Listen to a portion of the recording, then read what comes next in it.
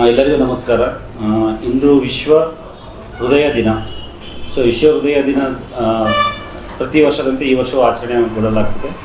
ಈ ವರ್ಷದ ವಾಕ್ಯ ಅಥವಾ ಘೋಷ ಬಂದುಬಿಟ್ಟು ಯೂಸ್ ಹಾರ್ಟ್ ಫಾರ್ ಆ್ಯಕ್ಷನ್ ಅಂತ. ಅಂದರೆ ನಿಮ್ಮ ಹೃದಯವನ್ನು ಕಾರ್ಯಕ್ಕೆ ಅಣಿ ಮಾಡಿ ಅಂತ, ಹೃದಯ ಕಾರ್ಯಕ್ಕೆ ಇದು ಮಾಡಿ ಅಂತ. ಅದರ ಅರ್ಥ ಏನು ಅಂತ ಹೇಳಿದರೆ, ನಿಮ್ಮ ಹೃದಯವನ್ನು ಉಳಿಸ್ಕೊಳ್ಳಿಕ್ಕೆ ಮತ್ತು ಗಟ್ಟಿಯಾಗಿಡಲಿಕ್ಕೆ ಮತ್ತು ಹೃದಯವನ್ನು ಹೃದಯದ ಆರೋಗ್ಯವನ್ನು ಕಾಪಾಡಿಕೊಳ್ಳಿಕ್ಕೆ ಕ್ರಮವನ್ನು ಕೈಗೊಳ್ಳಿ ಅಂತ ಅರ್ಥ. ಇಲ್ಲಿ ಎರಡು ಥರ ಕ್ರಮವನ್ನು ಕೈಗೊಳ್ಳಬೇಕಾಗುತ್ತೆ. ಒಂದು ಸರ್ಕಾರ ಕೈಗೊಳ್ಳಬೇಕಾಗುತ್ತೆ, ಇನ್ನೊಂದು ನಾವು ವ್ಯಕ್ತಿಗತವಾಗಿ ನಮ್ಮ ಮೇಲೆ ನಾವು ಕೆಲವೊಂದು ಕ್ರಮಗಳನ್ನ ತಗೋಬೇಕಾಗುತ್ತೆ. ಏನೇನು ತಗೋಬೋದು ಕ್ರಮಗಳು ನಮ್ಮ ಹೃದಯವನ್ನು ಆರೋಗ್ಯವಾಗಿ ಇಟ್ಕೊಳ್ಳಿಕ್ಕೆ? ಒಂದು ಫಸ್ಟ್ ಟೈಮ್ ಬಂದುಬಿಟ್ಟು ಸೊಂಟದ ಸುತ್ತಳತೆ ಅಥವಾ ದೇಹದ ದಪ್ಪ ಇರಬಾರ್ದು, ಬೊಜ್ಜು ಇರಬಾರ್ದು ಅಂತ ಹೇಳ್ತೀವಿ. ಅದನ್ನು ಕಡಿಮೆ ಮಾಡಲಿಕ್ಕೆ ಏನೇನು ಮಾಡ್ಬೋದು? ಒಂದು, ಊಟ ಕಡಿಮೆ ಮಾಡಬೇಕು. ನಾನು ಯಾವಾಗಲೂ ಹೇಳ್ತಾ ಇರ್ತೀನಿ, ಭಾಳ ಜನ ಬಂದು ಕೇಳ್ತಾರೆ, ಸರ್ ಹೆಂಗೆ ತೆಳಗಾಗೋದಂದರೆ ಎರಡೇ, ಯಾವುದು ಮಾತ್ರ ಏನು ಕೆಲಸ ಮಾಡಲ್ಲಪ್ಪ. ಕೆಲಸ ಮಾಡೋದೇನೆಂದರೆ ಒಂದೇ, ಸ್ಲೋ ಆಗಿ ಊಟ ಮಾಡಿ, ಕಡಿಮೆ ಊಟ ಮಾಡಿ. ಎರಡನೇದು ಬಂದುಬಿಟ್ಟು ವಾಕಿಂಗ್ ಮಾಡಿ. ವಾಕಿಂಗ್ ಎಷ್ಟು ಮಾಡಬೇಕಂತ ಕೇಳ್ತಾರೆ. ಈಗ ಭಾಳ ಜನ ಏನಾಗುತ್ತೆ ಅಂದರೆ ವಾಕಿಂಗು, ರನ್ನಿಂಗು ಅವ್ರಿಗೆ ಎಷ್ಟು ಮಾಡ್ಬೇಕಂತಲೇ ಗೊತ್ತಿರಲ್ಲ. ಕೆಲವೊಬ್ಬರು ಶುಗರ್ ಇರುತ್ತೆ, ಏನೋ ಒಂದು ತೊಂದರೆ ಇರುತ್ತೆ, ಹೋಗ್ಬಿಟ್ಟು ಸಡನ್ನಾಗಿ ಹೋಗಿ ಓಡ್ತಾರೆ. ಒಂದೇ ದಿವಸ 5 ಕಿಲೋಮೀಟ್ರ್ ಓಡೋಕೆ ಹೋಗ್ತಾರೆ, ದಾರಿಯಲ್ಲಿ ಹಾರ್ಟ್ ಅಟ್ಯಾಕ್ ಆಗುತ್ತೆ. ಎಷ್ಟೋ ಸರಿ ಆ ಥರ ಹಾರ್ಟ್ ಅಟ್ಯಾಕ್ ಮಾಡ್ಕೊಂಡು ನಮ್ಮ ಹತ್ರ ಬಂದಿದ್ದಾರೆ. ಇದ್ಕಿದ್ದಂಗೆ ಏನೂ ಕೆಲಸ ಮಾಡಿರಲ್ಲ, ಹೋಗ್ಬಿಟ್ಟು ಜಿಮ್ ಅಂತ ಮಾಡ್ತಾ ಇರ್ತಾರೆ. ಇದ್ಕಿದ್ದಂಗೆ ಒಂದು ಹಾರ್ಟ್ ಅಟ್ಯಾಕ್ ಆಗುತ್ತೆ, ಅವಾಗ ಬರ್ತಾರೆ. ಯಾಕೆ ಈ ರೀತಿ ಆಗುತ್ತೆ ಅಂದರೆ, ಅವ್ರು ಕ್ರಮಬದ್ಧವಾಗಿ ವೈಜ್ಞಾನಿಕವಾಗಿ ಒಬ್ಬ ಡಾಕ್ಟ್ರ್ ಹತ್ರ ಸಲಹೆ ತೊಗೊಂಡು ಮಾಡಲ್ಲ. ಸುಮ್ಮನೆ ತಮ್ಗೆ ಇಷ್ಟ ಬರುತ್ತೆ. ಒಂದು ವರ್ಷ ಏನು ಕೆಲಸ ಮಾಡಿದ್ರು, ಇದಕ್ಕಿದ್ದಂಗೆ ನಾನು ಏನೋ ಎಲ್ಲ ವ್ಯಾಯಾಮ ಮಾಡ್ಬೇಕು, ಎಕ್ಸಸೈಸ್ ಮಾಡ್ಬೇಕು, ಗಟ್ಟಿಯಾಗಿಬಿಡ್ತೀನಿ, ನಾನು ಎಲ್ಲ ತೊಂದರೆ ಹೋಗ್ಬಿಡುತ್ತೆ ಅಂತ ಹೋಗ್ತಾರೆ. ಆ ಥರ ಮಾಡಬಾರ್ದು. ಯಾವಾಗಲೂ ವಾಕಿಂಗ್ ಮಾಡಿ. ಫಸ್ಟ್ ಸ್ಟಾರ್ಟ್ ಸ್ಲೋ ಆ್ಯಂಡ್ ಪರ್ಸಿಸ್ಟೆಂಟಾಗಿರ್ಬೇಕು, ಅಂದರೆ ಕಂಟಿನ್ಯೂಸ್ ಆಗಿರಬೇಕು. ಅಂದರೆ ಒಂದು ವಾರದಲ್ಲಿ ಮಿನಿಮಮ್ 5 ದಿವಸ ಆದರೂ ಮಾಡ್ಬೇಕು. ಓಕೆ, ನಿಮ್ಮ ಕೆಲಸ ಡ್ಯೂಟಿ ತುಂಬ ರಶ್ ಇದೆಯಾ, ಬ್ಯುಸಿ ಇದೆ, ನಿಮ್ಗೆ ಮಾಡೋಕ್ಕಾಗಲ್ಲ. ಯಾಕಂದರೆ ಈಗಿನ ವಾತಾವರಣ, ಈಗಿನ ಲೈಫ್ ಸ್ಟೈಲ್, ಜೀವನ ಶೈಲಿಯಲ್ಲಿ ಎಲ್ಲರಿಗೂ ಟೈಮ್ ಸಿಗಲ್ಲ ಎಲ್ಲ ಮಾಡಲಿಕ್ಕೆ. ಅವಾಗ ನಾವೇನು ಮಾಡಬೇಕಂದ್ರೆ ಟೈಮ್ ಕಂಡಿಡ್ಕೋಬೇಕು.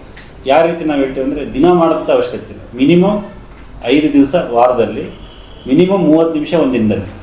ಆಲ್ವೇಸ್ ಸ್ಟಾರ್ಟ್ ಸ್ಲೋ, ಅಂದರೆ ಮೆಲ್ಲಕ್ಕೆ ಸಣ್ಣ ವಾಕಿಂಗ್ ಮಾಡಿ. ಫಸ್ಟ್ 1 ಕಿಲೋಮೀಟ್ರ್ ವಾಕಿಂಗ್ ಮಾಡಿ, ನೆಕ್ಸ್ಟ್ ಒಂದು ವಾರ ಆದಮೇಲೆ 2 ಮಾಡಿ, ನೆಕ್ಸ್ಟ್ ಆದಮೇಲೆ 3 ಕಿಲೋಮೀಟ್ರ್ ಮಾಡಿ, ಆಮೇಲೆ ಮೆಲ್ಲಕ್ಕೆ ರನ್ನಿಂಗ್ ಸ್ಟಾರ್ಟ್ ಮಾಡಿ. ಫಸ್ಟು ಸ್ವಲ್ಪ ವಾಕ್, ಸ್ವಲ್ಪ ರನ್ನಿಂಗ್, ನೆಕ್ಸ್ಟು ಸ್ವಲ್ಪ equal running, equal walking, next ಜಾಸ್ತಿ ರನ್ನಿಂಗ್, ಮೆಲ್ಲಕ್ಕೆ ವಾಕಿಂಗ್. ಈ ಥರ ವಾರ ಜಾಸ್ತಿ ಮಾಡ್ಕೊತ ಹೋಗಕ್ಕಿಲ್ಲ, 15 ದಿವಸಕ್ಕೆ ಒಂದ್ಸರಿ ಜಾಸ್ತಿ ಮಾಡೋದು. ಇಲ್ಲಾಂದ್ರೆ ಏನಾಗುತ್ತೆ, ಸಡನ್ನಾಗಿ ಓಡೋಕೆ ಹೋಗ್ತಾರೆ, ಏನೋ ಒಂದು ಲಿಗಮೆಂಟ್ ಇಂಜರಿನೋ ಏನೋ ಒಂದು ಪ್ರಾಬ್ಲಮ್ ಮಾಡ್ಕೊಂಡ್ಬಿಟ್ಟು ಆರ್ಥೋಪೆಡಿಕ್ಕಾಗಿ ಆಮೇಲೆ ಜೀವನ ಪೂರ್ತಿ ಓಡೋಕ್ಕಾಗಲ್ಲ. ಇಲ್ಲ ಅಂತಂದ್ರೆ ಏನೋ ಒಂದು ತೊಂದರೆ ಮಾಡ್ಕೊಂಡು ಬರ್ತಾರೆ. ಈ ರೀತಿಯಾಗಿ ಮೊದಲನೇದು ಬಂದು ಊಟದ ಕ್ರಮ, ಎರಡನೇದು ಬಂದುಬಿಟ್ಟು ಎಕ್ಸಸೈಸು. ಇವೆರಡೂ ನಮಗೆ ಭಾಳ ಇಂಪಾರ್ಟೆಂಟ್ ಆಗುತ್ತೆ ಹೃದಯದ ಆರೋಗ್ಯವನ್ನು ಕಾಪಾಡಿಕೊಳ್ಳಿಕ್ಕೆ. ಈ ಆಹಾರ ಕ್ರಮದಲ್ಲಿ ಒಂದು 2-3 ಪಾಯಿಂಟ್ಗಳನ್ನ ನಾನು ನಿಮಗೆ ಹೇಳಲೇಬೇಕು. ಒಂದೇನೆಂದರೆ, ನೀವೇನೇ ಊಟ ಮಾಡಿ, ಕಡಿಮೆ ಊಟ ಮಾಡಿ, ಸ್ಲೋ ಆಗಿ ಊಟ ಮಾಡಿ. ಅಂದರೆ ನೀವು 4 ಚಪಾತಿ ತಿಂತಿದ್ದೀರಾ, ನೀವು ತೂಕ ಇಳಿಸ್ಬೇಕಂದ್ರೆ 3 ಚಪಾತಿ ತಿನ್ನಿ. 4 ರೊಟ್ಟಿ ತಿಂತೀರಾ, 3 ರೊಟ್ಟಿ ತಿನ್ನಿ. 2 ಚಮಚ ರೈಸ್ ತಿಂತೀರಾ, 1 ಚಮಚ ತಿನ್ನಿ. ಕೆಲವ್ರು ಏನು ಮಾಡ್ತಾರೆ, ಡೈಟಿಂಗ್ ಅಂತ ಹೇಳ್ಬಿಟ್ಟು ಒಂದು ವರ್ಷ ಮಾಡ್ತಾರೆ, ಆಮೇಲೆ ಇನ್ನೊಂದು ವರ್ಷ ಫುಲ್ ದಪ್ಪ ಆಗಿಬಿಡ್ತಾರೆ. ಈ ಥರ ಮಾಡೋದು ಬೇಡ. ನೀವು ಏನು ಮಾಡ್ತಿದ್ರೆ ಅದನ್ನೇ ಕಡಿಮೆ ಮಾಡಿ. ಯಾವುದೋ ಒಂದು ಯೂಟ್ಯೂಬಲ್ಲೋ ಎಲ್ಲ ನೋಡ್ಕೊಂಬಿಟ್ಟು ಅದೆಲ್ಲ ಮಾಡೋದು ಬೇಡ. ವೈಜ್ಞಾನಿಕವಾಗಿ ನೀವೇನು ಮಾಡ್ತೀರಿ, ನಮ್ಮ ಹಿರಿಯರನ್ನೇ ನಾವು ನೋಡ್ತಾ ಇದ್ವಿ, ಅವ್ರು ಭಾಳ ಕಡಿಮೆ ಊಟ ಮಾಡ್ತಾಯಿದ್ರು, ಆಮೇಲೆ ಜಾಸ್ತಿ ಕೆಲಸ ಮಾಡ್ತಾಯಿದ್ರು. ಆ ರೀತಿಯಾಗಿ ಊಟದಲ್ಲಿ ನಾವು ಇದು ಮಾಡೋದು. ಈಗ ಏನಾಗಿದೆ, ಊಟ ಎಲ್ಲ ಕಡೆ ಸಿಗ್ತಾಯಿದೆ. ಅಂದರೆ ಆಹಾರ ಪದಾರ್ಥಗಳು ಈ ಟಕ್ ಅಂತೇಳಿ ನೀವು ಹಿಂಗೆ ಹೋದರೆ ಒಂದು ಚಿಪ್ಸ್ ಸಿಕ್ಬಿಡುತ್ತೆ, ಇದು ಸಿಗುತ್ತೆ. ಈ ಥರದ್ದೆಲ್ಲ ಜಂಕ್ ಫುಡ್ ಅಂತ ಹೇಳ್ತೀವಿ. ಈ ಚಿಪ್ಸು, ಆಮೇಲೆ ಈ ಕರೆದಿರ್ತಕ್ಕಂಥ ಪದಾರ್ಥಗಳು ಏನೇನು ಬೀದಿ ಬಳಿ ಮಾರಾಟ ಮಾಡ್ತಾರೆ, ಈ ಪಿಜ್ಜಾ ಆಗಲಿ, ಈ ಥರದ ಐಟಮ್ಸ್ನ ನಾವು ಆದಷ್ಟು ಅವಾಯ್ಡ್ ಮಾಡಬೇಕು. ಯಾವಾಗ ಒಂದು ಸರಿ ಮಾಡಬೇಕು, ಇಲ್ಲ ಅಂತ ನಾನು ಹೇಳಲ್ಲ. ಯಾವಾಗ ಒಂದು ಸರಿ ನಿಮ್ಮ ಮನ ಖುಷಿಗಾಗಿ ಅಥವಾ ನಿಮ್ಮ ಫ್ರೆಂಡ್ಸ್ಗಳನ್ನ ಮೀಟ್ ಆಗೋಕ್ಕೋಸ್ಕರ, ಅಲ್ಲಿ ಫ್ಯಾಮಿಲಿಗೋಸ್ಕರ, ಮೀಟಿಂಗೋಸ್ಕರ ಯಾವತ್ತೋ ಒಂದು ಸರಿ ಮಾಡಿದ್ರೆ ತಪ್ಪಿಲ್ಲ.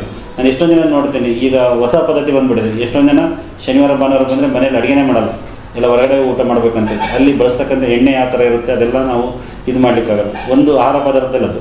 ಇನ್ನೊಂದು ಭಾಳ ನೀವು ಕ್ವಶನ್ ಕೇಳ್ತಾ ಇರ್ತಾರೆ, ಸರ್ ಎಣ್ಣೆ ಯಾವುದು ಉಪಯೋಗಿಸ್ಬೇಕಂತ. ಈ ಥರದ್ದೇ ಅಡುಗೆ ಎಣ್ಣೆ ಉಪಯೋಗಿಸ್ಬೇಕಂತ ಯಾವುದೂ ರೂಲ್ ಇಲ್ಲ. ಎಲ್ಲದೂ ಕೆಲವೊಂದು ಎಷ್ಟೊಂದು ಅಡ್ವರ್ಟೈಸ್ಗಳೆಲ್ಲ ಬರ್ತಾ ಇರುತ್ತೆ. ನಾನು ಹೇಳೋದೇನೆಂದರೆ, ಬ್ಲೆಂಡೆಡ್ ಆಯಿಲ್ ಅಂತ ಹೇಳ್ತಾರೆ, 2 ಆಯಿಲ್ ಮಿಕ್ಸ್ ಮಾಡಬೇಕು. ನಮ್ಮ ದೇಶದಲ್ಲಿ 2 ಆಯಿಲ್ ಮಾತ್ರ ಮಿಕ್ಸ್ ಮಾಡೋಕ್ಕೆ ಅವಕಾಶ ಇದೆ. ರೈಸ್ ಬ್ರಾನ್ ಆಯಿಲು ಮತ್ತು ಸ್ಯಾಫ್ಲವರ್ ಆಯಿಲ್ ಇವೆರಡೂ ಮಿಕ್ಸ್ ಮಾಡಿದ್ದು ಬರುತ್ತೆ.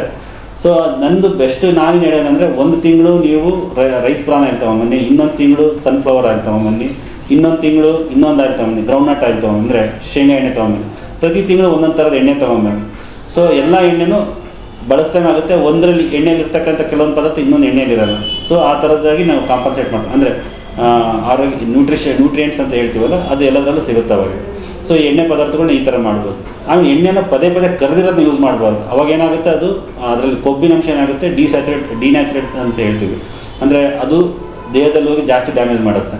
ಅಂದರೆ ಕೆಲವೊಬ್ರು ಏನು ಮಾಡ್ತೀವಿ ಮನೆಯಲ್ಲಿ ಏನೋ ಒಂದು ಎಣ್ಣೆ ಅದನ್ನು ಒಂದಿನ ಕರೆದಿರ್ತೀವಿ, ಅದೇ ಎಣ್ಣೆನೇ ಒಂದು 15 ದಿವಸ ಅಡುಗೆಗೆ ಯೂಸ್ ಮಾಡ್ತಾ ಇರ್ತೀವಿ. ಸೊ ಆ ಥರ ಬೇಡ, ಅದನ್ನು ದೇವ್ರ ದೀಪಕ್ಕೆ ಉಪಯೋಗಿಸಿ, ಇನ್ನೊಂದು ಕೆಲಕ್ಕೆ ಉಪಯೋಗಿಸಿ, ವೇಸ್ಟ್ ಮಾಡೋದು ಬೇಡ. ಬಟ್ ಅದನ್ನೇ ಪದೇ ಪದೇ ಆಹಾರ ಮಾಡಲಿಕ್ಕೆ ಉಪಯೋಗಿಸ್ಬೇಡಿ. ಒಂದು ಕರೆದಿರೋ ಎಣ್ಣೆ ಪದಾರ್ಥದಾಯ್ತು. ನೆಕ್ಸ್ಟ್ ಬಂದು ನಾನ್ ವೆಜಿಟೇರಿಯನ್ ಐಟಮ್ಸ್. ಭಾಳ ಜನ ನಾನ್ ವೆಜಿಟೇರಿಯನ್ಸ್ ಕೇಳ್ತಾ ಇರ್ತಾರೆ, ಸರ್ ಎಷ್ಟು ತೊಗೋಬೇಕು, ಎಷ್ಟು ತಿನ್ನಬೇಕು ಅಂತೇಳಿ. ಸೊ ನಾವೇನು ಹೇಳ್ತೀವಿ, white meet and red meat ಅಂತ ಹೇಳ್ತೀವಿ. ವೈಟ್ ಮೀಟ್ ಅಂದರೆ ಈ ಮೀನಲ್ಲಿರ್ತಕ್ಕಂಥದ್ದು, ಚಿಕನಲ್ಲಿರ್ತಕ್ಕಂಥದ್ದು, ಇದೆಲ್ಲ ವೈಟ್ ಮೀಟ್. ರೆಡ್ ಮೀಟ್ ಅಂದರೆ ಈ ಕುರಿ ಮತ್ತು ಬೇರೆ ಇದರಲ್ಲಿರ್ತಕ್ಕಂಥದ್ದು. ಸೊ ವೈಟ್ ಮೀಟ್ನಲ್ಲಿ ಯಾವಾಗಲೂ ಕಡಿಮೆ ಕೊಲೆಸ್ಟ್ರಾಲ್ ಇರುತ್ತೆ, ಅದು ದೇಹಕ್ಕೆ ಕಡಿಮೆ ಹಾನಿಕಾರಕ. ಬೇರೆ ರೆಡ್ ಮೀಟು ಸ್ವಲ್ಪ ಜಾಸ್ತಿ ಹಾನಿಕಾರಕ. ಅಕಸ್ಮಾತ್ ನಿಮಗೆ ಮಟನ್ನು ಅದನ್ನು ಇರೋಕ್ಕೆ ಆಗಲ್ಲ ಅಂತ ಹೇಳ್ತಾರೆ ಕೆಲವರು. ನಾನು ಅವಾಗ ಹೇಳ್ತೀನಿ, ಅದು ಮಿತವಾಗಿ ತಿನ್ನಿ, 15 ದಿವಸಕ್ಕೋ ತಿಂಗಳಿಗೆ ಒಂದು ಸರಿ ತೊಗೊಳ್ಳಿ, ಆಯಿತಾ.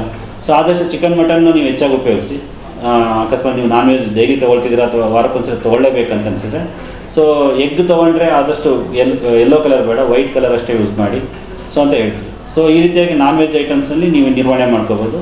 ನೆಕ್ಸ್ಟ್ ಬಂದುಬಿಟ್ಟು ಆಹಾರ ಪದಾರ್ಥದಲ್ಲಿ ಇವು 3 ಐಟಮ್ಸ್ ಏನಂದರೆ, ಒಂದು ಕಡಿಮೆ ತಿನ್ನೋದು, ಸ್ಲೋ ಆಗಿ ತಿನ್ನೋದು, ಇನ್ನೊಂದು ಬಂದುಬಿಟ್ಟು ನಾನ್ ವೆಜ್ ಐಟಮ್ಸ್ ಕಡಿಮೆ ಮಾಡ್ಕೊಳ್ಳೋದು. ಇವು 3ನ್ನ ನಾವು ಫಾಲೋ ಮಾಡಿ, ಜೊತೆಗೆ ವೆಜಿಟೇಬಲ್ಸ್ ತರಕಾರಿಗಳನ್ನ ಜಾಸ್ತಿ ತಿನ್ನೋದು, ಹಸಿ ತರಕಾರಿಗಳನ್ನ ಜಾಸ್ತಿ ತಿನ್ನೋದು. ಆಮೇಲೆ ಆದಷ್ಟು ಇವು ನಟ್ಸ್ ಅಂತ ಹೇಳ್ತೀವಿ, ಕೆಲವೊಂದರೆ ಈ ಬೀಜ ಪದಾರ್ಥಗಳು ಏನಿದಾವಲ್ಲ, ಸೊ ಅದರಲ್ಲಿ ಎಸ್ಪೆಷಲಿ ಈಗ ಅಗಸೆ ಕಾಳು ಇದೆಲ್ಲ, ಅಗಸೆ ಕಾಳು ತುಂಬ ಒಳ್ಳೆಯದು. ಈ ಅಗಸೆ ಕಾಳು ನಾವು ಹಳ್ಳಿ ಕಡೆಯಲ್ಲೆಲ್ಲ ವೇಸ್ಟ್ ಅಂತೇಳಿ ನಾವು ಬಿಸಾಕ್ತಾ ಇದ್ವಿ. ಈಗ ಏನಾಗಿದೆ, ಅಗಸೆ ಕಾಳನ್ನ ಸಣ್ಣ ಸಣ್ಣ ಡಬ್ಬಿಯಲ್ಲಿ ಇಟ್ಬಿಟ್ಟು 100 ರೂಪಾಯಿ 120 ರೂಪಾಯಿಗೆ ಮಾರ್ತಿದ್ದಾರೆ. ಸೊ ಯಾಕಂದರೆ ಅದರಲ್ಲಿ ಅಷ್ಟು ಇಂಪಾರ್ಟೆಂಟ್ ಒಳ್ಳೊಳ್ಳೆ ಎಣ್ಣೆ ಪದಾರ್ಥ ಇದೆ ಅದರಲ್ಲಿ, ಅದು ನಮ್ಮ ದೇಹಕ್ಕೆ ಭಾರಿ ಒಳ್ಳೆಯದು. ಸೊ ಅಗಸೆ ಕಾಳನ್ನ ಆದಷ್ಟು ನೀವು ಪ್ರತಿಯೊಂದು ಅಡುಗೆಯಲ್ಲೂ ಸುಮ್ಮನೆ ಹಾಕ್ಕೋಬೋದು, ಇಲ್ಲ ಅಗಸೆ ಕಾಳು ಪುಡಿ ಮಾಡ್ಕೊಂಡು ತಿನ್ಬೋದು. ಸೊ ಈ ಥರದ್ದು ಸಣ್ಣ ಸಣ್ಣ ನಮ್ಮ ಮುಂಚೆನೇನು ಸಾಂಪ್ರದಾಯಿಕವಾಗಿ ನಡ್ಕೊಂಬಂದಿದೆ, ಅದನ್ನೇ ನಾವು ಎಷ್ಟೊಂದು ಫಾಲೋ ಮಾಡಿದರೆ ಆಹಾರ ಪದ್ಧತಿಯಲ್ಲಿ ನಾವು ಆರೋಗ್ಯಕರವಾಗಿರ್ಬೋದು, ಹೃದಯದ ಆರೋಗ್ಯವನ್ನು ಕಾಪಾಡ್ಕೋಬೋದು. ಸೊ ಇನ್ನೊಂದು ರೀತಿ ಕಾರ್ಯಗತ ಹೇಗೆ ಮಾಡ್ಕೋಬೋದು ಅಂದರೆ, ಈಗ ಕೆಲವೊಬ್ಬರು ಮುಂಚೆ ನಾವೇನು ಹೇಳ್ತಾ ಇದ್ವಿ, ಹಳ್ಳಿ ಕಡೆ ಹಾರ್ಟ್ ಅಟ್ಯಾಕೇ ಇಲ್ಲ ಅಂತ ಹೇಳ್ತೀವಿ. ಈಗೇನಾಗಿದೆ, ಹಳ್ಳಿಯವರಿಗೆ ಜಾಸ್ತಿ ಹಾರ್ಟ್ ಅಟ್ಯಾಕ್ ಬರುತ್ತೆ. ಫಾರ್ ಎಕ್ಸಾಂಪಲ್, ಈಗಲೇ ನನ್ನ ಆಸ್ಪತ್ರೆಯಲ್ಲಿ 7 ಜನ 8 ಜನ ಇದ್ದಾರೆ ಹಾರ್ಟ್ ಅಟ್ಯಾಕ್ ಆಗಿ ಬಂದಿರೋರು. ಅದರಲ್ಲಿ 4 ಜನ ಹಳ್ಳಿಯವರೇ ಇದ್ದಾರೆ. ಅವ್ರಿಗೆ ಯಾಕೆ ಜಾಸ್ತಿ ಆಗ್ತಿದೆ ಅಂದರೆ, ಎಷ್ಟೋ ಸರಿ ಕೇಳ್ತೀವಿ ವ್ಯವಸಾಯ ಮಾಡೋದಕ್ಕೆ ಬರಬಾರ್ದು. ಈಗ ವ್ಯವಸಾಯ ಮಾಡೋ ಪದ್ಧತಿನೇ ಬೇರೆ ಆಗಿದೆ. ಇವರೇನು ಮಾಡ್ತಾರೆ, ಹೊಲಕ್ಕೆ ಮನೆಗೆ ನಡ್ಕೊಂಡು ಹೋಗಲ್ಲ, ಗಾಡಿ ತೊಗೊಂಡು ಸೀದಾ ಹೊಲದ ಹತ್ರದವರೆಗೆ ಹೋಗ್ತಾರೆ. ಅಲ್ಲಿ ಕೂಡ ಸ್ವಲ್ಪ ಓಡಾಡ್ತಾರೆ ಅಷ್ಟೇ. ಸೊ ಸಡನ್ನಾಗಿ ಎಷ್ಟು ಬೇಕು ಅಷ್ಟೇ ಕೆಲಸ ಮಾಡ್ತಾರೆ, ಕೂತ್ಕೊಳ್ತಾರೆ. ಸೊ ಇದಕ್ಕೆ ನಾವೇನು ಸೆಡೆಂಟ್ರಿ ಲೈಫ್ ಸ್ಟೈಲ್ ಅಂದರೆ, ಏನು ಜಾಸ್ತಿ ಕೆಲಸ ಮಾಡದೇ ಇರ್ತಕ್ಕಂಥ ನಿಷ್ಕ್ರಿಯವಾಗಿರೋದ್ರಿಂದ ಈ ತೊಂದರೆಗಳು ಬರ್ತಾ ಇರೋದು. ಸೊ ಈಗ ಭಾಳಷ್ಟು ಜನ ಹಳ್ಳಿಯವ್ರು ನೋಡಿ, ಎಲ್ಲರಿಗೂ ಬೊಜ್ಜು ಬಂದಿರುತ್ತೆ. ಆಮೇಲೆ ಎಲ್ಲರೂ ಜಾಸ್ತಿ ದಿನ ಯಾರೂ ಕೆಲಸ ಮಾಡ್ತಿರಲ್ಲ. ಸೊ ಆದಷ್ಟು ಅವ್ರು ಬರೀ ಗಾಡಿ ಮೇಲೆ ಓಡಾಡ್ತಿರ್ತಾರೆ, 2 ವೀಲರ್ ದ್ವಿಚಕ್ರ ವಾಹನದ ಮೇಲೇ ಓಡಾಡ್ತಿರ್ತಾರೆ. ಸೊ ನಾನು ಹೇಳಿದೇನೆಂದರೆ, ಸಣ್ಣ ಸಣ್ಣ ಜೀವನದಲ್ಲಿ ನೀವು ದೊಡ್ಡದೇನು ಮಾಡೋದು ಬೇಕಾಗಿಲ್ಲ. ಹೋಗ್ಬಿಟ್ಟು ಏನೋ ದೊಡ್ಡದೊಂದು ಜಿಮ್ಮಿಗೆ ಸೇರ್ಕೊಂಡ್ಬಿಟ್ಟು ಜಿಮ್ ಮಾಡೋದು ಬೇಕಾಗಿಲ್ಲ. ಸಣ್ಣ ಸಣ್ಣ ವಿಷಯಗಳಿಗೆ ನಾವು ಏನೋ ತರಕಾರಿ ತರಲಿಕ್ಕೆ ಮನೆಯಿಂದ ಹೋಗ್ತೀವಿ ಅಂದರೆ ನಡ್ಕೊಂಡು ಹೋಗಿ ಬಂದರೆ ಆಯಿತು. ಅಥವಾ ಏನೋ ಒಂದು ಮನೆ ಚಾಪುಡಿ ತರಬೇಕು, ಇನ್ನೊಂದೇನು ಐಟಮ್ಸ್ ತರಬೇಕು, ಶಾಪಿಂಗ್ ಹೋಗ್ಬೇಕಂದ್ರೆ ಎಷ್ಟಾಗುತ್ತೆ ಅಷ್ಟು ನಡ್ಕೊಂಡು ಹೋಗಿ. ಅದರಿಂದ ಏನಾಗುತ್ತೆ, ನಮ್ಮ ದೇಹದ ಆರೋಗ್ಯ ಇಂಪ್ರೂವ್ ಆಗುತ್ತೆ, ವಾಯು ಮಾಲಿನ್ಯ ಕಡಿಮೆ ಆಗುತ್ತೆ. ಆಮೇಲೆ ನಮ್ಮ ಮನಸ್ಸಿಗೆ ಸಂತೋಷ ಸಿಗುತ್ತೆ. ದಾರಿಯಲ್ಲಿ ಹೋಗ್ಬೇಕಾದ್ರೆ ಎಷ್ಟೋ ಜನ ನಮ್ಮ ಫ್ರೆಂಡ್ಸ್ಗಳು ಸಿಗ್ತಾರೆ, ಇಲ್ಲ ಯಾರಾದರೂ ಸಿಗ್ತಾರೆ, ನಮಸ್ಕಾರ ಮಾಡ್ತೀವಿ, ಮಾತಾಡ್ತೀವಿ. ಇದರಿಂದ ನಮ್ಮ ಕೃತಕ ಜೀವನ, ಈ ಮೊಬೈಲು TV ಜೀವನ ಬಿಟ್ಟು ಹೊರಗಡೆ ಬಂದಂಗೆ ಆಗುತ್ತೆ. ಆಮೇಲೆ 3ನೇದು ಬಂದುಬಿಟ್ಟು ಸ್ಟ್ರೆಸ್, ಅಂದರೆ ಮಾನಸಿಕ ಒತ್ತಡ ನಿರ್ವಹಣೆಗಳು, ಇದನ್ನು ಕಡಿಮೆ ಮಾಡ್ಕೊಳ್ಳೋದು. ಈಗ ಎಷ್ಟೋ ಜನ ಕೆಲವೊಬ್ರು ಹಳ್ಳಿಯವರು ಹಾರ್ಟ್ ಅಟ್ಯಾಕಿಗೆ ಬಂದಾಗ ಕೇಳ್ತೀವಿ, ಏನು ಸ್ಟ್ರೆಸ್ ಅಂದರೆ, ಅವ್ರದ್ದು ಏನೋ ಒಂದು ಸಾಲನೋ ಅಥವಾ ಇಲ್ಲ ಮಗನ ಮದುವೆನೋ ಏನೋ ಒಂದು ಆ ಥರದ ಒಂದು ಸ್ಟ್ರೆಸ್ ಇಟ್ಕೊಂಡಿರ್ತಾರೆ. ಈ ಸಿಟಿಯವ್ರಿಗೆ ಬಂದರೆ ಇನ್ನೊಂದು ಥರ ಸ್ಟ್ರೆಸ್ ಇರುತ್ತೆ. ಏನಂದರೆ ಸರ್ ಕೆಲಸದ ಒತ್ತಡ, ಸೊ ಇಷ್ಟು ಟಾರ್ಗೆಟ್ ಮಾಡ್ಬೇಕಂತ ಹೇಳಿದರೆ, ಇಷ್ಟು ಮಾಡ್ಬೇಕಂತ ಹೇಳಿದರೆ, ಬಾಸ್ ಒತ್ತಡ, ಈ ಥರ ಅಂತ ಹೇಳ್ತಾ ಇರ್ತಾರೆ. ಸೊ ಒಬ್ಬೊಬ್ಬರಿಗೆ ಒಂದೊಂದು ಥರವಾದ ಒತ್ತಡ ಇರುತ್ತೆ. ಮಾನಸಿಕ ಒತ್ತಡ ಇಲ್ಲದೆ ಇರ್ತಕ್ಕಂಥ ಜೀವನ ಯಾರ್ದೂ ಇಲ್ಲ. ಈ ಭೂಮಿ ಮೇಲೆ ಬಂದಿದ್ದೇವೆ ಅಂದಮೇಲೆ ಮಾನಸಿಕ ಒತ್ತಡ ಇದ್ದೇ ಇರುತ್ತೆ, ದೈಹಿಕ ಒತ್ತಡನೂ ಇದ್ದೇ ಇರುತ್ತೆ. ಅದನ್ನು ನಾವು ನಿರ್ವಹಣೆ ಮಾಡ್ಕೋಬೇಕು, ಕೆಲಸ ಮಾಡಬೇಕು. ಅಯ್ಯೋ ಅದ್ರ ಬಗ್ಗೆ ನಾವು ಯೋಚನೆ ಮಾಡೋದು ಕಡಿಮೆ ಮಾಡಬೇಕು. ಇದಕ್ಕೆ ಕೆಲವೊಂದು ಟೆಕ್ನಿಕ್ಸ್ ಇದೆ. ಏನು ಅಂತೇಳಿದರೆ, ನೀವು ತುಂಬ ಟೆನ್ಷನ್ ಬರ್ತಿದೆಯಾ, ತುಂಬ ಏನೋ ಸಿಡಿಮಿಡಿ ಅನಿಸ್ತಿದೆಯಾ, ಅವಾಗೇನು ಮಾಡಬೇಕು, ಕಣ್ಣು ಮುಚ್ಕೋಬೇಕು, ಒಂದು 5 ಸರಿ ಉಸಿರಾಡಬೇಕು, ಅಥವಾ ಯೋಗ ಮಾಡಬೇಕು, ಅಥವಾ ಪ್ರಾಣಾಯಾಮ ಮಾಡಬೇಕು. ಈ ಥರದ್ದು ಕೆಲವೊಂದು ಮಾಡೋದ್ರಿಂದ ಮಾನಸಿಕ ಒತ್ತಡ ಕಡಿಮೆ ಆಗುತ್ತೆ. ನನ್ನ ಪ್ರಕಾರ ಒಂದು ಆಹಾರ ಕ್ರಮ, ಒಂದು ಎಕ್ಸಸೈಸ್, ವಾಕಿಂಗು, ಇನ್ನೊಂದು ಮಾನಸಿಕ ಒತ್ತಡ ನಿರ್ವಹಣೆ, ಇವು 3 ಮಾಡ್ಕೊಂಡ್ರೆ ಡೆಫಿನೆಟ್ಲಿ ಆಗಿ ನಿಮ್ಮ ಹೃದಯವನ್ನು ನೀವು ಆರೋಗ್ಯವಾಗಿ ಇಟ್ಕೋಬೋದು. ಈಗ ನಮ್ಮ ವಿಶ್ವ ಆರೋಗ್ಯದ ದಿನ ನಾವೇನು ಹೇಳ್ತಿದ್ದೀವಿ, use heart for action. So ಡೆಫಿನೆಟ್ಲಾಗಿ ನೀವು ನಿಮ್ಮ ಆರೋಗ್ಯದೆಡೆಗೆ 1-2 ಹೆಜ್ಜೆನ ಇಡ್ತಾ ಇದ್ದೀರಾ ಅಂತೇಳಿ ಅರ್ಥ ಆಗುತ್ತೆ.